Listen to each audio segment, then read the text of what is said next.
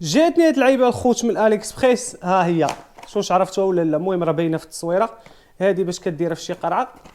هذا ديستريبيوتور ديال الماء. المهم اللعيبه هي هادي، عاطين معاه هاد التويو هذا باش كتشارجا.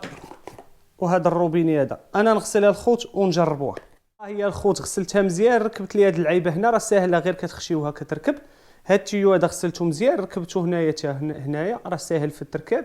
صافي خليتها تشارجا شويه، راه عاطين مع الخيط كتشارجا من هنايا صافي. ومن هنا ملي كتخدموها شوف معايا، كدير التيو هنايا فوالا. راه باش مزيانه تقدر تجي مع اي قرعه كتكون كبيره شويه باش تخدموها. كتبقاو موركين واحد 2 سكوند هنايا.